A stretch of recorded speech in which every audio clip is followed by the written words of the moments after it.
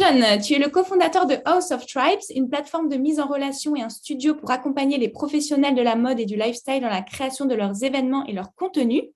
Et aujourd'hui, tu accueilles que des femmes pour cette table ronde. Donc, nous avons Aude Gerlinger. Bonjour Aude. Donc, vous êtes fondatrice de Curiou, créateur de technologies sociales dites Figital, donc qui allient physique et digital, mais aussi créateur d'espaces architecturaux hybrides permettant de transformer n'importe quel lieu en un environnement interactionnel et conversationnel. Au sein de Curio, vous concevez des expériences humaines augmentées et vous proposez un accompagnement en design créatif au niveau stratégique et opérationnel. Nous avons Virginie François. Bonjour. Bonjour. Vous êtes gérante de 360 Consulting, une agence de communication et de marketing digital. Vous proposez des outils digitaux innovants développés en exclusivité sur la région Hauts-de-France pour VIP Studio 360, tels que des visites virtuelles nouvelle génération. Nous avons Ariette Bartlett. Bonjour Ariette, vous êtes Head of Community Relations chez Laval, une association qui a pour but de démocratiser les technologies immersives à travers toutes les industries. Alors Laval Virtual est notamment connu pour organiser le premier événement européen qui est spécialisé dans la VR et l'AR, donc Virtual Reality et Augmented Reality, qui réunit chaque année plus de 9000 professionnels, 150 speakers et 300 exposants de l'industrie des technologies immersives. Et donc, ce salon a transformé la ville de Laval en une capitale de la réalité virtuelle et anime le temps d'une semaine toute la Mayenne et les Pays de la Loire, qui est donc un territoire d'innovation et d'excellence. Et pour finir, nous accueillons Paloma Bouteleux. Rebonjour Paloma, donc vous êtes fondatrice de The Lovalova, société de création d'expériences immersives pour se retrouver à plusieurs à vivre des expériences qu'on ne peut pas vivre dans le réel ou pour mieux vivre le réel. Et vos domaines de prédilection sont le spectacle vivant, la mode, le luxe et l'émancipation de l'individu. Voilà John, je te donne la parole pour cette table ronde. Merci beaucoup Natacha. Écoute, j'ai le plaisir d'être avec que des femmes ce matin, ce qui est rare sur des sujets de technologie, donc j'en suis ravi. Merci à toutes d'être là ce matin et merci à ceux qui nous regardent. Donc on a 45 minutes pour aborder le sujet de se rencontrer en virtuel. Et donc on va démarrer par ma première question que je vais adresser à mes premières intervenantes. Pourquoi en fait on a envie, d'un point de vue individuel et personnel, de se rencontrer en virtuel? Et donc, je pose cette question à Paloma. Je t'en prie, vas-y. Bonjour à tous. Je voulais dans un premier temps remercier les Fashion Tech Days pour cette organisation exemplaire et évidemment le Fashion Green Hub et tout ça, c'est grâce au Nord et à sa détermination. Et je voulais aussi replacer le Nord là où il doit être placé pour ces initiatives. Pour que vous compreniez un petit peu mon point de vue, je vais aussi vous faire un petit rappel de qui je suis. Donc, je suis spécialiste des expériences immersives et interactives ayant pour but l'émancipation de l'humain. Je reviens de 8 ans de vie en Chine et donc en fait c'est tout naturellement que ces expériences pour moi sont devenues des expériences digitales. Évidemment c'est lié à l'hyper-digitalisation de ce marché et donc j'ai pu y voir ce qui s'y fait et ce vers quoi le futur se dirige là-bas et donc potentiellement aussi pour nous. Et donc, c'est tout naturellement qu'en rentrant en France, je me suis engagée dans des projets qui sont pour moi porteurs de sens. Donc, dans un premier temps, avec une école qui s'appelle l'IFA Paris. Et là-bas, j'ai eu la chance de mener des projets qui m'ont fait travailler avec des gens du Nord. Par exemple, sur un projet de prothèse, de prothèse à des fins d'impression 3D en open source, qui, dans le domaine de la mode, l'open source est extrêmement non touché et voire même non connu. C'était avec UExist, équipe magnifique de Roubaix, avec Simon Collin et Amandine Lab, et donc cette dimension du handicap qui vient dans la mode. Donc merci, encore une fois, merci le Nord. Ça, c'était pour l'IFA Paris, c'est ma partie d'enseignement. L'autre partie, c'est avec Virtuose, une solution magnifique de rencontres dans des univers immersifs. Et on travaille particulièrement sur le spectacle vivant. Je vous montrerai un exemple à la fin. Et ensuite, avec The Lova Lova, je développe des thérapies immersives.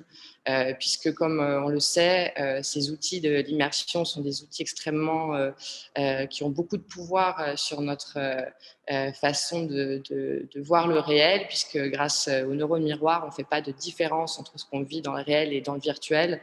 Donc, évidemment, on imagine les dérives que ça peut être, mais c'est aussi un vecteur d'émancipation incroyable et c'est ce sur quoi je travaille. Donc, pour moi, se retrouver dans le virtuel, c'est... comme on l'a dit précédemment, comme vous l'avez dit hier, comme vous l'avez dit ce matin, une opportunité. C'est une opportunité, mais ce mot, je l'ai entendu très souvent auprès de mes clients, en Chine, dans le monde du luxe particulièrement.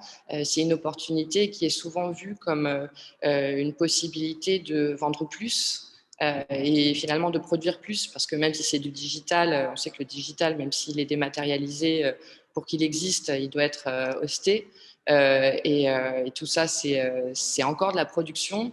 Donc, pour moi, se retrouver dans le réel, c'est une opportunité de faire rayonner la tech for good, évidemment, mais c'est aussi une opportunité sur le plan purement national.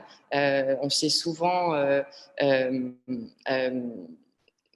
targué de cette exception culturelle française et je milite fortement pour une exception technologique française et que cette opportunité elle soit aussi vecteur de prise de conscience et d'un réel positionnement. Donc, je vais vous parler justement dans cette dimension de se rassembler et de se retrouver dans le virtuel. Je vais vous parler particulièrement d'un projet sur lequel je travaille qui s'appelle Views of a Room. C'est Virtuose, le Théâtre du Châtelet, Rhône, La Horde, le Ballet National de Marseille, mais aussi Sud Télécom Paris. C'est un écosystème à travers lequel on écrit des nouveaux formats, du spectacle vivant. On écrit à la première personne et on devient le musicien, on devient le danseur et je vous partage ça maintenant.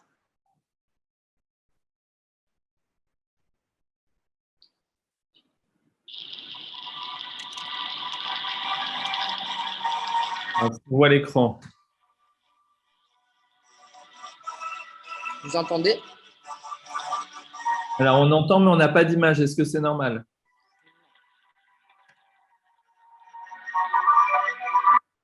Alors, voilà. Alors, on revient sur Zoom. Partager l'écran. Et on y va.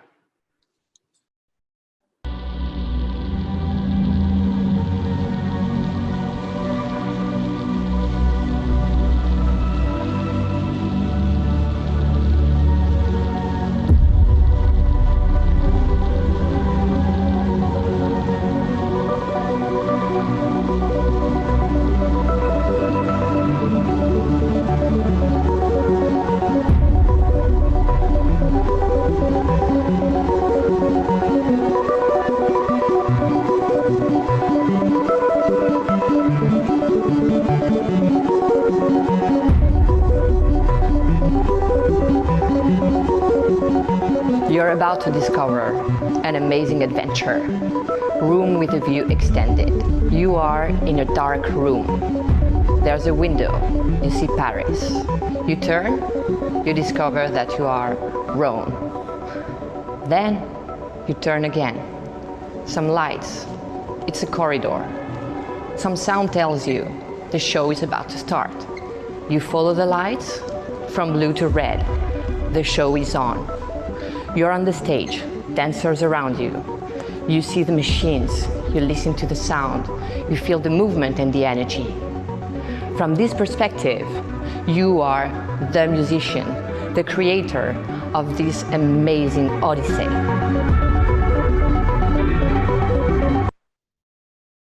Ok, merci beaucoup. Vous êtes libre d'aller chercher. Super, merci beaucoup pour cette introduction. Donc là, on est vraiment dans le domaine purement de l'émotionnel. Donc c'est une rencontre qui est pour aller chercher un public, pour trouver de nouvelles interactions. Je crois que c'est un sujet aussi que Aude, tu affectionnes particulièrement à travers Curio. Est-ce que tu peux nous présenter rapidement Curio en 2 minutes et nous dire pourquoi individuellement on a le souhait de se rencontrer en virtuel? Oui, avec plaisir. Donc, bonjour à tous et merci beaucoup pour l'invitation, l'organisation, etc. Et je tiens aussi à faire un clin d'œil à Paloma et Virginie que j'ai pu rencontrer hier en petit comité et j'étais ravie de les rencontrer en réel cette fois-ci. Voilà. Donc, pour vous parler de Curio, je vais aussi parler de mon background. En fait, j'ai fait du design, j'ai fait de la scéno, de l'archi, j'ai visité des pays, j'étais à l'étranger pour l'archi d'intérieur. Je suis revenue en France pour me former à du web design et avoir vraiment un pied dans le digital parce que pour moi, ça me semblait important voyant tout ce qui arrivait, je me suis dit, tiens, j'ai aucune notion et il faudrait vraiment que je m'y mette. Et donc, je me suis donnée à fond pour, à la fin justement de mes études, pouvoir combiner toutes mes compétences, que ce soit spatiale, digitale, graphique et ma forte volonté justement autour des valeurs humaines, c'était de créer justement des espaces où on pouvait se rencontrer et partager nos centres d'intérêt et aussi créer du lien. Donc, j'ai aménagé tout un espace, plusieurs espaces même dans les aéroports parce que c'est un lieu finalement où il y a beaucoup de passages et en fait, les gens, il y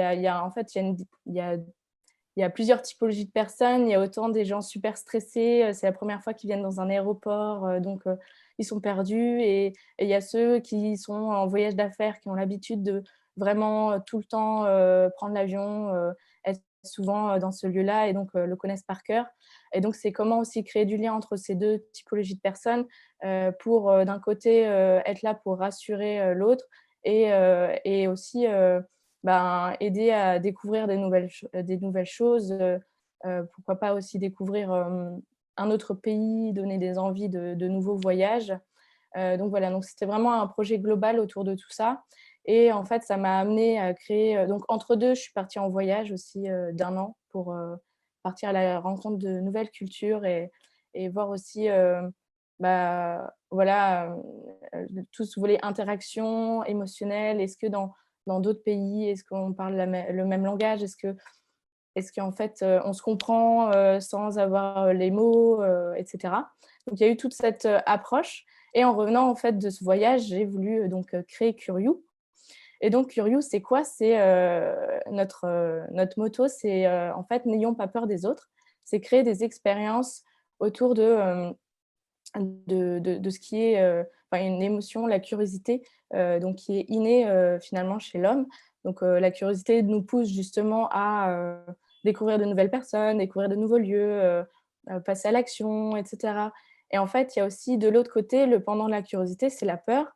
Et donc, c'est comment on peut aider aussi à déverrouiller les blocages, donc la peur ou d'autres situations, pour amener finalement à découvrir une autre personne. Et donc, en fait, Curious, c'est vraiment la racine, les fondations. Et on est parti d'une fondation qui est, voilà, on a un lieu, on a du temps, on a des personnes. Comment on peut créer de l'interaction sociale avec des gens qui sont dans le même endroit? Donc, il y a le volet curiosité, donc pour le côté humain, mais il y a aussi le volet technologie qui, donc comment via la technologie, on peut être un outil de facilitation en fait de contact et de connexion entre personnes mais pas que entre personnes. Ça peut être aussi l'interaction, de la connexion avec un lieu, avec une marque, avec son environnement.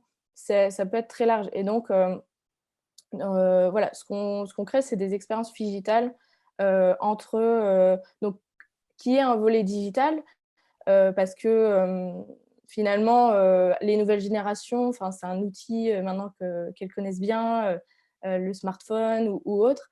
Donc, il y a cette facilitation d'usage.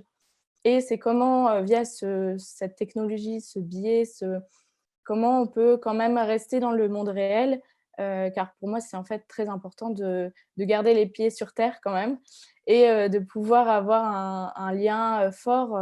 On l'a vu avec le Covid, tout simplement. OK, on faisait tout à distance, les visios, c'est cool, etc. Mais c'est comment… on a vu qu'il y a eu un manque de contact et de lien social. Et donc, c'est comment on le maintient et comment on le garde, sachant que l'humain est un animal social. Ça, on ne changera pas. Et donc, c'est comment, avec tous ces outils, comment on crée une nouvelle approche. Donc, nous, on appelle ça Figital. Mais voilà, c'est donc utiliser la technologie comme outil de facilitation. Donc, il y a se rencontrer en virtuel, mais tout en étant en lien avec le physique. Donc, le grand mot du Figital, encore une fois, est lancé. Ça me permet de faire une transition, puisque tu parlais de trouver des solutions. Tu as identifié clairement un problème, entre guillemets, d'interaction dans un lieu qui est les aéroports de Paris, en essayant de créer justement une nouvelle expérience qui permettait de créer des interactions. On va faire un petit flashback sur l'année 2020 et 2021, où on se retrouve tous confinés et devoir faire face à cette situation complètement improbable du coronavirus. Là, on a deux exemples d'entreprises qui doivent faire face à une solution, c'est qu'elles ne peuvent pas réunir physiquement leur public. Et donc, je vais donner la parole à Laval Virtual, qui est donc le salon de la réalité virtuelle, mais qui est également un salon bien physique, qui a lieu tous les ans et qui existe depuis 24 ans. Et donc, Ariette va nous parler de Laval Virtual et de cette expérience qui a eu lieu en 2020 de devoir déployer un salon, pour le coup, 100% virtuel. C'est ça. Merci beaucoup pour l'introduction et merci du coup au Fashion Green Hub pour l'invitation. Donc oui, on a été effectivement contraints en moins de 3 semaines en 2020 de passer d'un événement physique habituel à peu près 20 000 personnes on ne peut plus accueillir plus personne. et les délais ont été extrêmement courts puisque la vague est arrivée et la première restriction est passée de 20 000 personnes à 5 000 personnes. Après, c'était toujours pas annulé, mais on était passé à 50 personnes. Donc, déployer un salon qui coûte quand même, en termes de logistique, en termes de stand, etc., à monter un paquet quand même. De voir que 50 personnes, c'était complètement ridicule. Et puis, en fait, au cours de la semaine, ça a été complètement bloqué. Donc, on s'est dit, bon, on va décaler Laval Virtual, mais qu'est-ce qu'on peut faire à la place qui nous permet de rester quand même là à cette date, puisque finalement, les gens, ils attendent l'événement avec impatience. On avait déjà beaucoup de personnes qui souhaitaient participer à l'édition physique. On avait une centaine de conférenciers, on avait énormément de choses qui avaient été mises en place. Et donc, il a fallu tout switcher en virtuel. La réflexion a été aussi comment on fait pour être en virtuel chez les gens, parce qu'il n'y avait pas vraiment eu d'événements comme ça, regroupant énormément de personnes en virtuel. Il existait déjà beaucoup de choses, parce que les plateformes virtuelles, ce n'est pas quelque chose qui est neuf, ce n'est pas nouveau. La notion de métaverse n'existe pas depuis cette année. Et du coup, essayer de trouver quelque chose qui était déjà existant, parce que sur un délai de 3 semaines, c'était clairement impossible de réaliser quelque chose from scratch, clairement. Donc, on est parti tester toutes les plateformes qui existaient et qui étaient faites, en fait, pour faire des réunions ou des meetings d'entreprise. Ça, c'est quelque chose qui existe dans les industries depuis extrêmement longtemps. que ce soit pour faire du travail collaboratif ou des remplacements du Zoom, quoi. Et on a testé énormément de plateformes en VR, en AR, sur les téléphones, sur les ordinateurs. Étant nous dans le domaine des technologies immersives, c'était clair, il fallait qu'on ait quelque chose qui corresponde à ce qu'attend notre communauté. Et on a trouvé une plateforme qui ne faisait pas tout, parce que sur un délai très court, c'était impossible, qui permettait quand même de regrouper énormément de monde sur une salle. Parce qu'il faut savoir que dans les environnements virtuels, souvent, on est limité à un nombre de personnes par salle. Là, on pouvait avoir entre 500 et 1200 personnes en simultané dans une même pièce. Et on a aussi pris la contrainte des individus, c'est-à-dire que tout le monde a été confiné sans vraiment d'annonce nous disant qu'on allait rester à la maison pendant des mois. Donc, on n'avait pas de matériel, on avait peu de PC ou de PC qui étaient suffisamment puissants pour accueillir des mondes qui pouvaient être éventuellement suffisamment lourds. Les technos de WebVR n'étaient pas suffisamment développés. Donc, on est parti sur une plateforme à télécharger qui s'appelle Virbela et qui nous a permis de faire du coup le minimum vital, entre guillemets, c'est-à-dire se rencontrer et les conférences. Est-ce que, Aria, tu peux nous montrer une petite vidéo pour que notre audience puisse se figurer un peu l'expérience que vous avez proposée à votre communauté? Je reprends le petit lien. Hop. Tac. Alors, vous pouvez passer mon Zoom.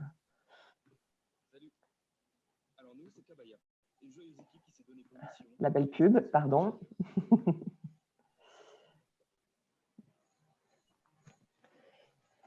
Merci.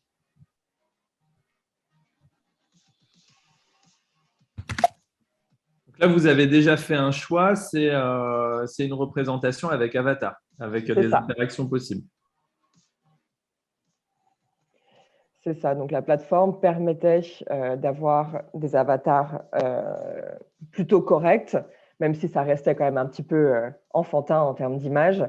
Et une fois qu'il y avait un certain nombre de personnes dans la salle, en fait, les avatars se compressaient et c'est pour ça qu'on voit des petites formes sur certaines salles, parce que à partir d'un certain nombre, pour limiter la charge de la carte graphique, on passait du coup sur des ombres plutôt. OK. Ça, c'est quelque chose qui a été exprimé par votre communauté. C'est vous qui avez fait ce choix-là. L'envie de se rencontrer en virtuel, naturellement, c'est porté avec le fait d'avoir un avatar. C'est lié à la culture de votre communauté. Comment ça s'est fait? Alors, quand on a testé les plateformes, au début, donc, il y a un choix, une sélection qui a été préfaite, et ensuite, on a testé les plateformes seules, et ensuite, on a fait appel à la communauté. Il existe en fait une communauté qui s'appelle XR Crowd, qui n'était pas vraiment une vraie communauté, mais qui était, en fait, on est les gens qui vont au salon de VR. Ou d'AR, etc. Et du coup, on faisait des groupes à chaque fois, genre c'est nous, la petite crowd de XR, on va se rencontrer, boire des cafés, etc. Et j'envoyais des textos, parce qu'il y en avait un pour l'aval virtuel, forcément, et j'envoyais des petits messages en disant je voudrais bien tester les plateformes, mais il me faut du monde. Et du coup, en allant tester les plateformes avec du monde dessus, parce qu'il fallait tester la stabilité, les gens nous disaient « Ah ouais, cette plateforme-là, il n'y a pas d'avatar, je n'ai pas trop l'impression de parler avec les gens, il n'y a pas d'interaction. » Et au final, ces petits avatars-là, en termes d'interaction, ne font pas des choses énormes, mais par exemple, on peut se serrer la main. Il y a des actions qui sont faites, il y a des petites commandes où en tapant sur F4, on va applaudir, on va se serrer la main, etc. Donc, ça faisait un minimum d'interaction. L'avatarisation, ça faisait que les gens pouvaient un peu s'habiller, se montrer, etc. Alors après, il y avait d'autres contraintes, parce que c'était des plateformes un peu à l'ancienne, donc tout était genré, tout était rose, bleu, enfin voilà, c'était un peu limité quand même. Les choses ont beaucoup changé, parce que forcément, cette plateforme, au final, on les a beaucoup aidés pour se développer. Par exemple, il n'y avait pas de partage d'écran à l'époque, maintenant il y en a un. Il y avait pas mal de problèmes de micro selon les ordinateurs, ça a été corrigé. Enfin, voilà, il y a le partage de webcam aussi, avant il n'y avait pas. Donc, on arrive à faire des choses assez sympas maintenant que la plateforme. Donc, c'est-à-dire que vous pouvez être avec votre avatar sur scène, mais en plus, vous ouvrez votre webcam et les gens vous voient. Donc, Okay. il y a il y a ce truc d'être quelqu'un dans un avatar et puis d'ouvrir sa webcam et puis les gens voient en fait qui est vraiment le speaker, quoi. Donc, pas mal d'expériences qui ont changé et cette manière de se rencontrer aussi dans le monde virtuel est très différente. C'est-à-dire qu'il y a des stands, ça ne fait pas le même effet que d'aller dans un stand réel. C'est-à-dire que quand on marche dans un salon réel, on voit quelqu'un, on a un eye contact et on se dit, bon, on va se parler. En virtuel, ça ne marche pas comme ça. Donc, les gens mettaient des petits post-it en disant, moi, je fais ça. Puis, ils restaient avec leur avatar en dessous. Puis, les gens qui étaient intéressés par ce qu'il y avait écrit sur le post-it, ils discutaient. Donc, la rencontre était complètement différente. Et finalement, les interactions étaient hyper limitées, mais quand même ont permis de faire pas mal de choses. Et on était très contents parce qu'il y avait quand même eu 11 000 personnes à venir. Et aussi, après, c'est tout un autre concept, mais les événements virtuels, ce n'est pas du tout la même chose qu'un événement physique. Il faut complètement dissocier les deux. Alors, on rentrera un petit peu après dans le détail des limites, des potentialités. On va continuer. Il nous reste 9 minutes sur notre table ronde. On va enchaîner sur une deuxième problématique qui a été rencontrée aussi dans le domaine du business avec Virginie de 360 Consulting qui va nous raconter justement le monde des salons que je connais bien, qui se retrouvent à l'arrêt à cause de la pandémie, des entreprises qui veulent montrer leurs produits et leurs services et qui, du coup, font appel à ces services et qui lui demandent de mettre en place des environnements immersifs pour pouvoir se rencontrer. Je te laisse la main, Virginie, pour faire un partage d'écran. Et d'ailleurs, c'est toi qui nous accueille puisque c'est la solution que tu déploies qui accueille les Fashion Tech Days aujourd'hui. Vas-y, je te laisse te présenter et nous présenter ce qui s'est passé pendant cette période. Oui, merci, John.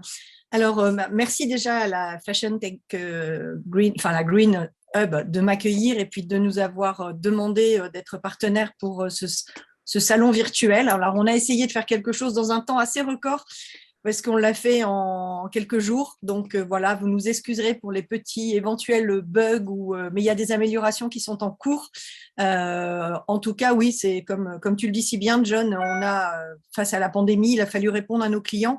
Donc, nous, c'est plus sur un côté de ne pas perdre pendant cette période. Et comme on était spécialiste, moi, je suis spécialiste en visite virtuelle et en réalité virtuelle depuis 9 ans. C'est vrai que naturellement, moi, mes clients m'ont appelé en me disant, Virginie, qu'est-ce que vous pouvez faire pour nous? Comment vous pouvez nous aider? Parce qu'à là, aujourd'hui, on est bloqué, on ne peut plus rien faire. Il y a eu donc des commerciaux qui ne pouvaient plus voyager, qui ne pouvaient plus aller voir leurs clients, donc c'était très problématique. Donc nous, on a fait en sorte avec le groupe VIP Studio de créer des solutions pour pouvoir apporter cela à nos clients. Et notamment, on a eu un cas client qui est assez intéressant dans le monde de la mode.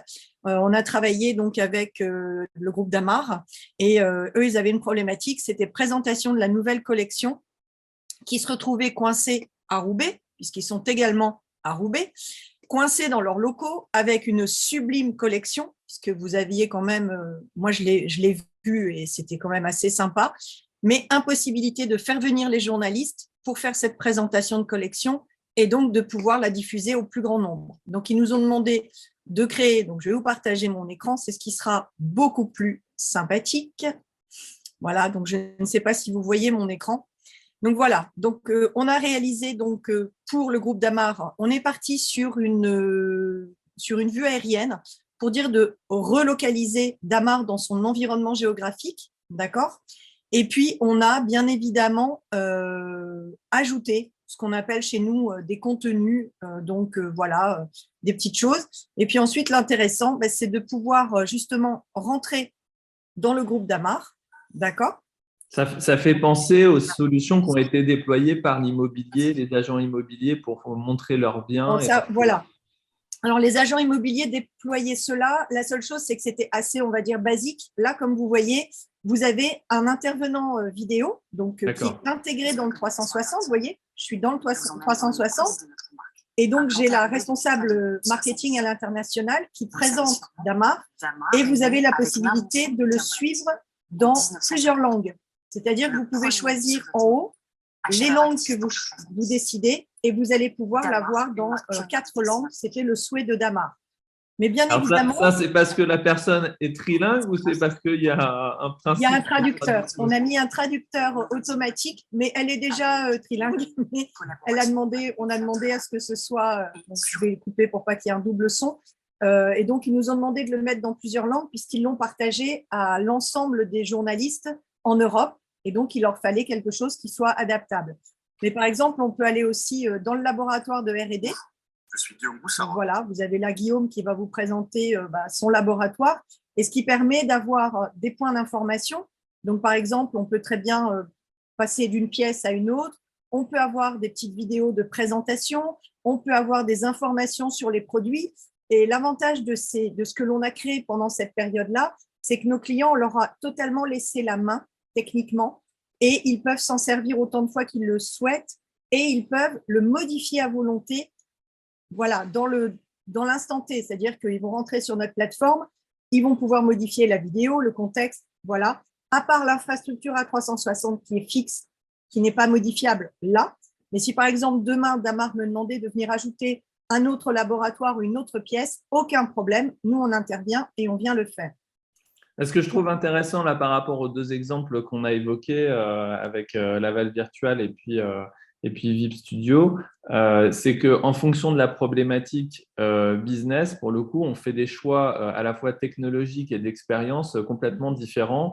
Il y en a un qui était dans un environnement modélisé 3D avec des avatars. Là, on a l'impression d'être encore plus dans le réel, c'est-à-dire d'avoir accès à ce dont on n'a pas accès habituellement, c'est-à-dire les dessous ou entre guillemets l'intérieur de l'entreprise pour rapprocher le client finalement de son entreprise et de ses produits en lui partageant tout un tas d'informations. Donc, on est dans un objectif aussi de communication à distance.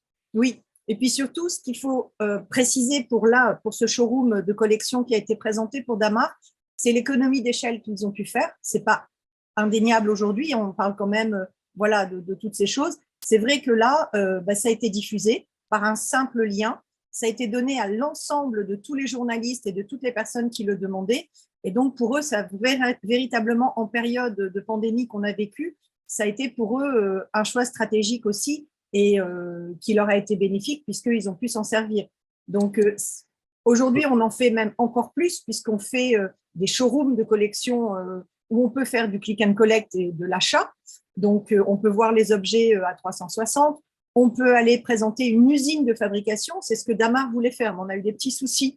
On devait aller justement shooter les… Ah, désolé, je ne sais pas ce qui se passe. Alors, je vais te demander de… Voilà, super, tu as supprimé le partage d'écran. Voilà. On va continuer notre table ronde et on va passer à une deuxième question, puisque là, on voit que les expériences sont très diversifiées et qu'on peut faire énormément de choses dans l'immersif.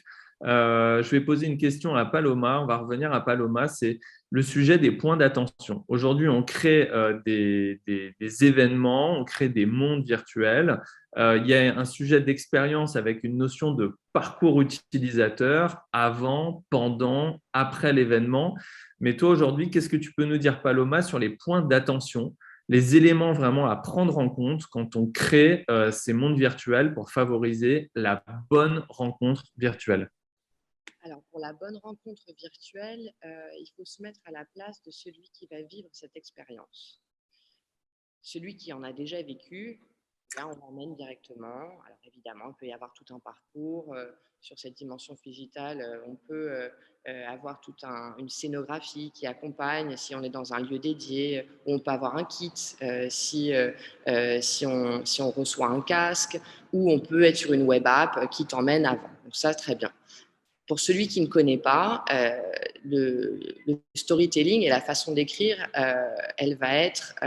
c'est lui qui va primer, puisque quand bien même la moitié d'un auditoire serait déjà acquis à ce type de format, il faut penser à tous les autres.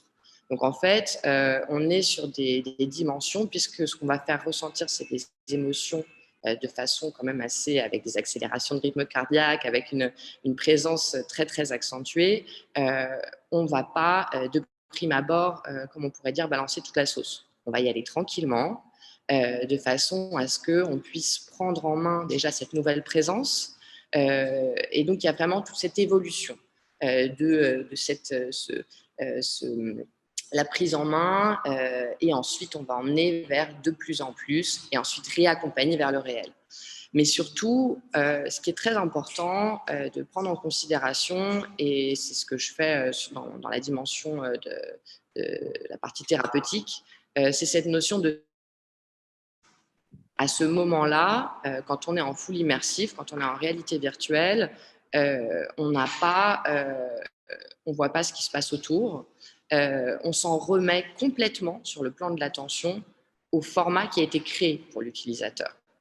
Et donc, c'est primordial de prendre ça en considération sur différents plans, à savoir pas d'éléments qui puissent mettre en danger le corps de l'utilisateur, évidemment, mais aussi on fait tomber toutes les barrières. Donc, il y a aussi cette dimension de la gestion des data qui est ce rapport vraiment à la dimension privée du visionnage qui est très importante aussi. Donc, c'est vraiment cette notion de tout faire pour cette partie qu'on pourrait appeler d'évangélisation, qu'on emmène ça dans un storytelling tranquille pour qu'on s'y sente bien, mais aussi et surtout se souvenir qu'on emmène quelqu'un, on le prend par la main et on l'emmène dans un endroit où il a plus, entre guillemets, il est acteur, il choisit, mais il n'a plus ce rapport à se protéger. Donc, il faut vraiment chouchouter. Il faut créer un safe space. Tu me disais ça à la préparation de l'entretien, cette notion de créer un environnement de sécurité, justement, pour que l'expérience soit pleinement vécue et qu'elle apporte son potentiel à l'utilisateur. Ok, merci beaucoup. Ariad, peut-être que tu peux ajouter quelques éléments également, parce que tu as quand même une vision très très large de ce qui se fait dans le monde de la réalité virtuelle. Tu me disais lors de la préparation que beaucoup de ces technologies sont utilisées depuis des années, évidemment, dans le monde de l'industrie, de plus en plus dans le monde de l'entertainment et maintenant des réseaux sociaux. On ne fait parler que de métaverse avec Meta. Et donc, c'est devenu un sujet de grand public. Et puis aussi, la troisième sphère, on en a parlé en introduction, c'est toute la partie artistique. Du coup, dans ces trois sphères-là, est-ce qu'il y a des points communs sur ces fameux points d'attention à avoir, ces éléments à prendre en compte? Qu'est-ce que tu peux nous dire sur comment on crée la bonne rencontre en virtuel? Alors, je suis complètement d'accord avec ce que disait Paloma sur toute cette question éthique qui aujourd'hui est quand même encore assez floue, notamment avec les nouveaux casques, avec les nouveaux capteurs, comme elle l'indiquait. Qui est-ce qui a accès à ces données? Où sont basés les serveurs? Nous, en Europe, on a effectivement une loi qui protège, entre guillemets, les données d'une certaine manière. Ce n'est pas applicable partout. Donc, une application qui peut être développée en France peut être mise sur AWS, par exemple, mais ça, c'est un serveur américain, quoi. Donc, sauf s'ils sont basés en Europe. Mais bon, voilà, c'est des choses bien spécifiques où il faut faire attention en tant qu'utilisateur. Derrière, justement, sur ces environnements virtuels, alors oui, effectivement, ça existe depuis longtemps. Je parlais notamment des espaces collaboratifs dans l'industrie qui sont, en fait, c'est un peu l'origine de ces trucs-là, avec en plus, on connaît tous Second Life, High Fidelity, qui sont arrivés au fur et à mesure.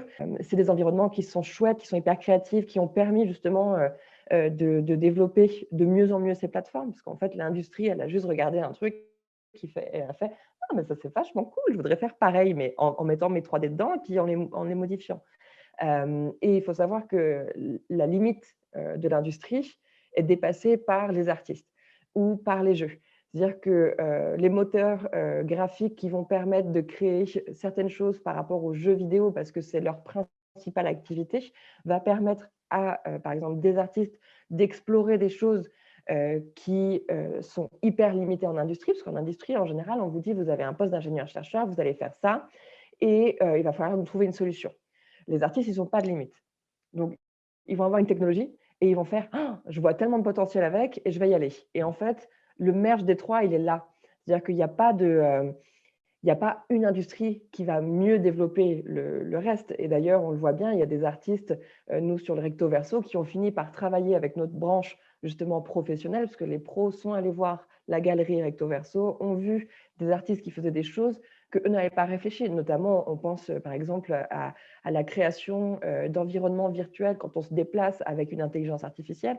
Il ne faut pas croire que c'est un industriel qui a trouvé ça. C'est un artiste, il a trouvé une intelligence artificielle qui créait des environnements un peu artistiques, etc. Mais en fait, ils ont juste travaillé avec cette personne pour regarder comment on pouvait pas créer une œuvre avec une intelligence artificielle qui faisait de la 3D, qui faisait des formes et des choses comme ça, mais comment on peut, par exemple, en faisant une simulation de conduite de voiture, créer des routes qui n'existent pas.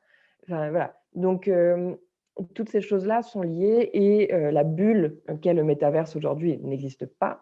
Il faut bien s'en rendre compte. Ready Player One, d'ailleurs, n'est qu'une partie de ce qu'on pouvait, parce que les gens prennent souvent cet exemple-là, de ce que peut être un métaverse.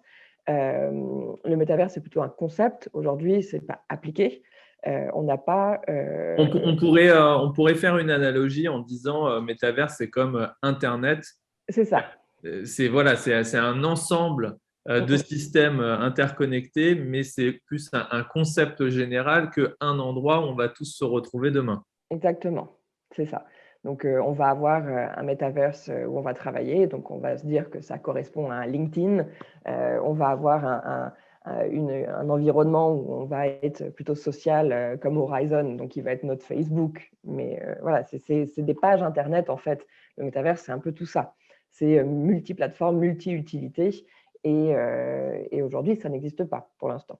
Il y a des choses qui se regroupent, mais ça n'existe pas encore. Très bien. Il nous reste 3 petites minutes. Du coup, je vais poser des questions bonus à Aude. On a parlé donc rapidement de métaverse, qu'on en a entendu parler beaucoup pendant la journée d'hier. Toi, le futur souhaitable pour le métaverse, ce serait quoi? Ouh là là, sacrée question. Le futur souhaitable pour métaverse? Essayer de limiter l'aspect hors sol des gens. Enfin, essayer de créer des univers, mais avec un aspect pédagogique sur rester dans le monde réel aussi. Voilà. J'en reviens au digital, mais pour moi, c'est très important. Et projeter les gens dans des nouveaux univers virtuels, on va se retrouver dans les univers de science-fiction où, pour moi, il est important de rester sur Terre, sachant que on devra toujours se nourrir avec des vrais aliments, on devra toujours… ton obsession, c'est que ça ne nous coupe pas du monde réel. C'est ça, exactement. Okay. Ton avis, Virginie, le souhait, là, tout ce que tu vois venir, puisque toi, tu y es quand même depuis des années, et puis c'est des solutions business que tu déploies et qui sont vraiment très liées à des problématiques, entre guillemets, du réel, même si c'est des technologies immersives. Qu'est-ce que tu souhaites, toi, pour le métaverse? Alors, déjà, moi, oui, je rejoins tout ce qui a été dit. Moi, la seule chose, c'est qu'on reste quand même des humains. C'est quand même la baseline de ma société, c'est l'humain au cœur du digital. J'adore le digital, mais il ne faut surtout pas qu'on perde les pieds sur terre. Donc, c'est vrai que d'aller dans des mondes virtuels, ça peut être un jeu, ça peut être ludique, ça peut être sympa. Mais je crois qu'il faut, comme elle le disait si bien, Aude, il faut qu'on reste les pieds sur terre et qu'on puisse avoir un outil qui soit un outil pédagogique, mais qui soit aussi un outil encadré. Parce que c'est toujours pareil. Nous, on fait attention au cadre, que ce soit le RGPD, toutes ces choses. Les gens, ça leur paraît complètement illusoire, mais quand il y a des fuites de données, je peux vous jurer que là, c'est plus du tout illusoire. Donc, nous, on y fait très attention et je crois que ça va être ça l'enjeu de Métaverse, c'est que demain, ça soit encadré, que ce soit correctement fait pour que ça ne soit pas la foire d'empoigne et que ce soit ouvert à tout et surtout n'importe quoi. Mais ça peut avoir, moi, je veux dire… je laisse la place aux plus jeunes, mais je suis persuadée qu'on va faire des choses encore plus extraordinaires que ce qu'on fait aujourd'hui. Et moi, je suis confiante parce que j'ai confiance en l'humain et que je me dis que si on a quand même des intelligences regroupées, et je vois que là, je suis assez fière d'être John, désolée, mais je suis assez fière de voir que ce matin, pour parler de virtuel, de monde virtuel, ce sont des femmes.